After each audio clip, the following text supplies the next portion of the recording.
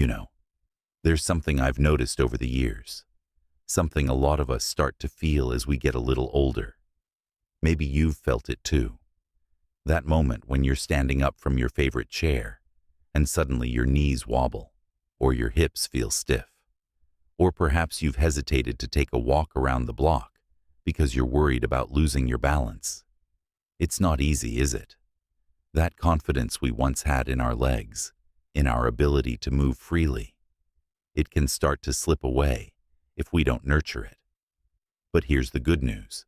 It doesn't have to be that way. Hi there, friend. I'm so glad you're here. Today, we're talking about something that's close to my heart. Staying strong, steady, and independent long after 75. Because let's face it, walking confidently isn't just about getting from point A to point B. It's about holding on to your freedom. It's about visiting grandkids without hesitation, tending to your garden, or even just enjoying a sunrise stroll with your favorite coffee in hand. And the key to all of that? Simple, gentle exercises that rebuild your strength and balance. Now, I know what you might be thinking. Exercises? At my age? But trust me, these aren't the kind of workouts you'd see in a gym. No heavy weights, no complicated routines. Just 4 straightforward movements you can do right at home, with a chair for support and a little bit of determination. We'll take it slow, step by step, and by the end of this series, you'll have everything you need to walk taller, steadier, and with the kind of confidence that makes people say, "Wow, look at them go." Let's start with the first exercise, and I promise, you're already more prepared for this than you think. Have you ever noticed how much we rely on our legs to sit down and stand up?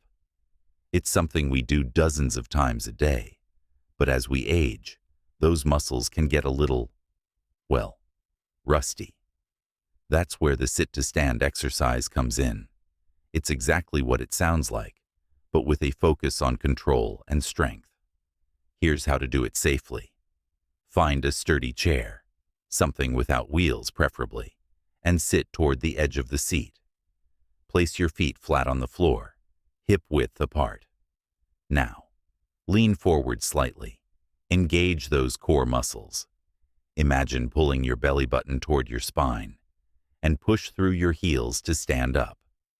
Take your time, no rushing. Once you're up, pause for a moment, then slowly lower yourself back down. If you need to, use the armrests for a little extra support. Start with 5 repetitions, and work your way up to 10 as you get stronger. This exercise isn't just about building leg muscles. It's about retraining your body to move with intention. Now, let's talk about balance. Because even if your legs are strong, feeling unsteady can hold you back. That's why our second exercise is the heel-to-toe walk. You've probably seen tightrope walkers do something similar. But don't worry. We're keeping both feet on the ground. This one's all about improving coordination and preventing those uh-oh moments when the floor seems to tilt. Find a hallway or a clear path in your home where you can walk straight for about 10 to 15 feet. Stand tall, shoulders relaxed, and focus on a spot ahead of you. Place one foot directly in front of the other, so the heel of your front foot touches the toes of your back foot. It's like walking on a straight line, but take it slow.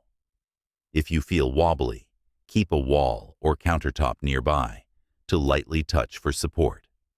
The goal here isn't speed, it's precision. Do this for a few minutes a day, and you'll be amazed at how much steadier you feel on uneven sidewalks or crowded spaces. Before we move on, let me share a quick story.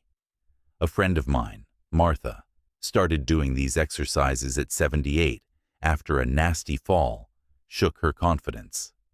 At first, she could barely do 3 sit-to-stands without grabbing the armrests.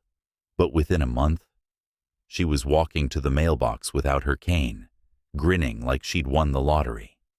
That's the power of small, consistent efforts. Now, I want you to take a moment and think about your own routine.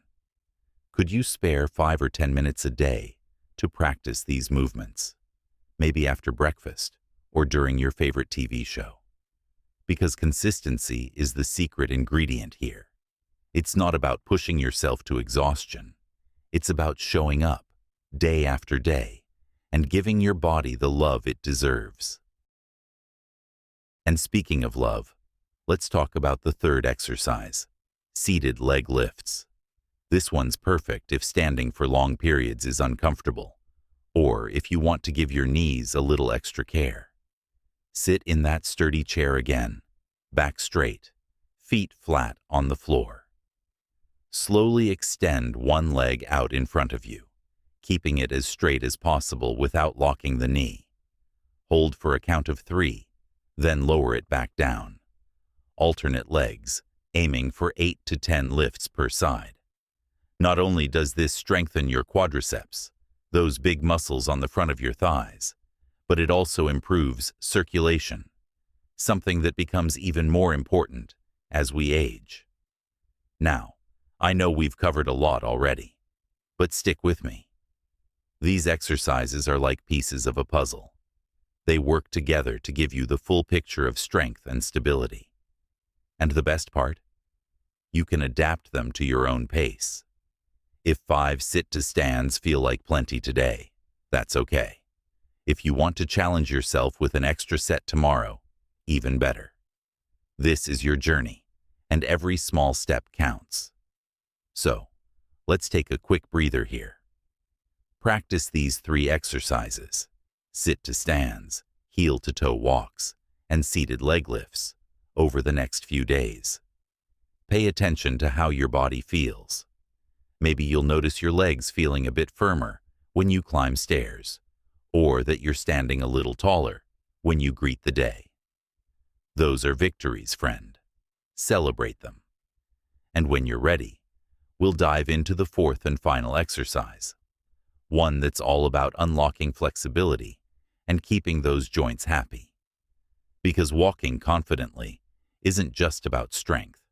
It's about moving with ease, grace, and maybe even a little joy. So take your time, stay safe, and remember, every effort you make today is an investment in the life you want to live tomorrow. Let's keep that momentum going, shall we?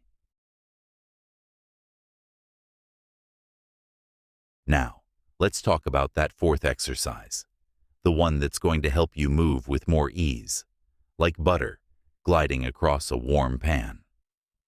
I call this the gentle hip flexor stretch, and it's all about loosening up those tight spots that can make walking feel like a chore. You know that stiffness you sometimes feel in your hips or lower back when you've been sitting too long. Maybe it's that subtle ache when you try to take a longer step. This stretch is here to help with that. Here's how to do it. Stand beside your sturdy chair and hold on to the backrest with one hand for balance. Take a small step forward with your right foot, keeping both knees slightly bent. Now, gently tuck your pelvis under. Imagine you're trying to flatten your lower back against an imaginary wall behind you. You should feel a soft stretch in the front of your left hip. Hold that for 15 to 20 seconds, breathing deeply. Then switch sides. If standing is tricky today, no problem. You can modify this stretch by sitting on the edge of your chair. Scoot forward, extend one leg back slightly, and lean your torso upright. Same gentle tuck of the pelvis. The goal isn't to push into pain, it's to wake up those muscles and remind them how good it feels to move freely. You might be thinking, but what if I'm not very flexible? That's okay. Flexibility isn't about touching your toes or bending like a pretzel. It's about giving your joints the range of motion they need to keep you mobile and pain-free. Think of it like oiling a hinge. The more you move it through its full motion, the less creaky it becomes. And here's a little secret. This stretch isn't just for your hips. It also helps your posture, takes pressure off your lower back, and even improves circulation to your legs. Talk about a multitasker. Let me tell you about my neighbor, Frank. He's 82 and used to grumble that his hips felt rusty every morning. His doctor mentioned tight hip flexors from sitting too much, so he started doing this stretch while waiting for his coffee to brew. At first, he could barely hold it for 5 seconds without wobbling. But now, he's back to his weekly bowling league, bending down to pick up spares like it's nothing. "Feels like I've got new hinges," he says. That's the magic of consistency. Now, let's tie all 4 exercises together. You've got your sit-to-stands for strength, heel-to-toe walks for balance, seated leg lifts for quads and circulation, and hip stretches for flexibility. Together, they're like a symphony, each part playing its role to create something beautiful. But here's the thing. How you do them matters just as much as doing them. Let's talk about pacing. I want you to imagine you're savoring a favorite meal. You wouldn't rush through every bite, right? You'd take your time, enjoy the flavors, and listen to your body when it says, "That's enough." Apply that same mindset to these exercises. There's no prize for finishing first. If you need to take smaller steps in the heel-to-toe walk, or hold on to the chair a bit longer during the hip stretch, that's perfect. This isn't a competition. It's a conversation with your body. And just like any good conversation, it requires patience and attention. Another tip. Pair these movements with something you already love. Do seated leg lifts during the morning news. Practice heel-to-toe walks while humming a favorite song. Stretch those hips right after watering the plants. When you anchor these exercises to existing routines, they become less of a chore and more of a natural part of your day. And let's not forget about breathing. It's the unsung hero of every exercise. I've seen so many folks hold their breath when they're concentrating, which can actually make you tenser. Try this. Inhale deeply through your nose as you prepare for a movement, like sitting down into the chair. Then exhale slowly through your mouth as you exert effort, like standing back up. It's like giving your muscles a gentle massage from the inside out.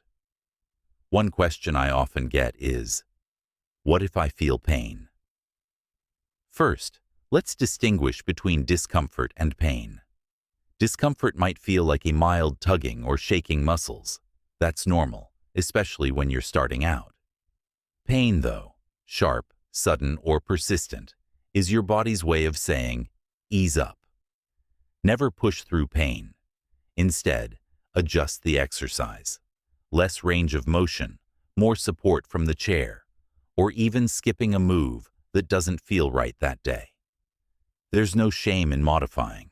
In fact, it's a sign of wisdom. You're listening to your body, not fighting it. Oh, and hydration. I know it sounds simple, but sipping water throughout the day keeps your muscles supple and your joints lubricated. Keep a glass nearby when you're doing these exercises, just like you'd keep oil handy for a squeaky door. Now, I know change can feel daunting. Maybe you're thinking, will this really make a difference? Let me ask you this. Have you ever planted a seed? You water it a little each day, even when you can't see growth. Then one morning, boom, a tiny green sprout pushes through the soil. These exercises are your seeds. Some days you'll feel stronger, steadier, like that sprout reaching for the sun. Other days, progress might feel invisible. But trust me, it's happening. Every rep, every stretch, every deep breath is nourishing your body's ability to move with confidence. So, let's keep going. Over the next few days, weave these 4 exercises into your routine, like threads in a tapestry. Notice how your body responds. Maybe your hips feel a little looser when you climb into bed, or your legs don't tire as quickly while standing at the stove. Those moments are your sprouts breaking through. And when you're ready, we'll come back together to talk about the final piece of the puzzle. How to carry this momentum forward, celebrate your progress, and keep building a life where every step feels like a victory. Because you've earned this, friend. Every single step.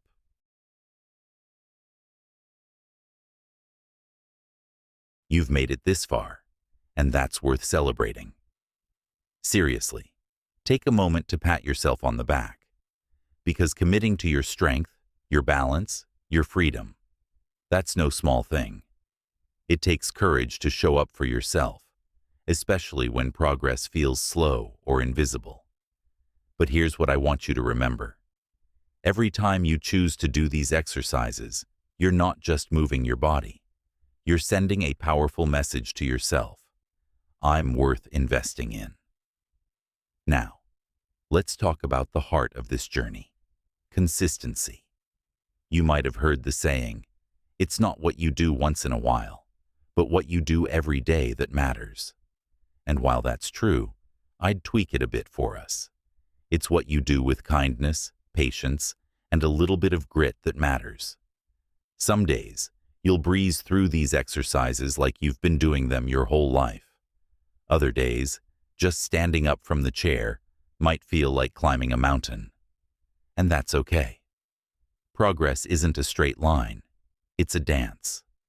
2 steps forward, 1 step back, maybe a little shuffle to the side. The key is to keep dancing. Let me share a story about my Aunt Clara. She started these exercises at 79, after a knee replacement left her nervous to walk without a walker. Some days, she'd call me frustrated, saying, "What's the point? I'll never get back to how I was." But slowly, something shifted. She began noticing the little wins, like being able to lift her leg a bit higher during seated leg lifts, or walking from her porch to the mailbox without stopping. One morning, she left her walker by the door and walked to the end of her driveway, just to feel the sun on her face. When she told me, her voice cracked. "I didn't think I'd ever feel that again," she said. That's the power of sticking with it, even on the hard days. So, how do you stay motivated when the road feels long? First, redefine what success looks like. Maybe today's success is doing 1 fewer sit-to-stand than yesterday, but focusing on perfect form. Maybe it's holding that hip stretch for 5 seconds longer. Or maybe it's simply showing up, even when you'd rather stay in bed. All of that counts. Second, track your progress in a way that feels joyful. Use a calendar to mark off days you exercised with a bright sticker. Text a friend or family member with your wins, no matter how small. Celebrate yourself like you'd celebrate someone you love. And let's not forget about the people around you. Share what you're doing with a neighbor, a sibling, or a grandchild. You might inspire them to join you. Imagine doing heel-to-toe walks side by side with a grandkid, laughing as you both pretend to be tightrope walkers. Movement becomes a lot more fun when it's shared. Now, I know life throws curveballs. There might be days when pain flares up, or the weather keeps you indoors, or life just feels too overwhelming. On those days, give yourself permission to rest. But here's the trick. Rest actively. Instead of skipping your routine entirely, do a modified version.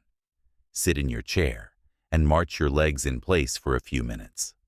Stretch your arms overhead while breathing deeply. Even rolling your ankles in circles while watching TV keeps the body engaged. The goal isn't perfection, it's persistence. One last tip. Pair these exercises with something that brings you joy.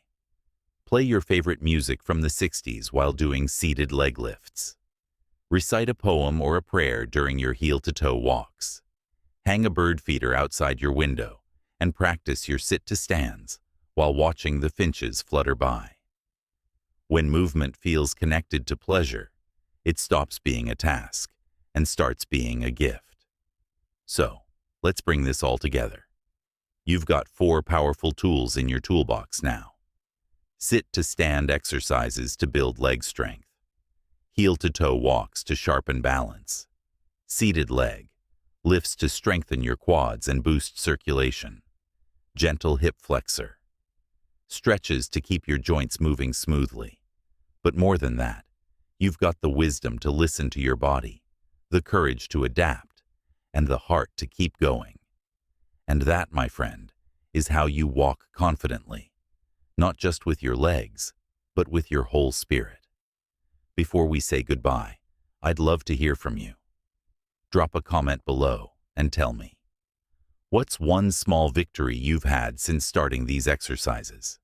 Did you notice a change in how you move? Or maybe you've inspired someone else to join you. Your stories matter. They remind all of us that we're not alone on this journey. If this video helped you, please give it a thumbs up.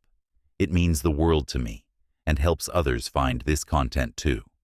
And if you haven't already, hit that subscribe button and ring the bell so you never miss a video.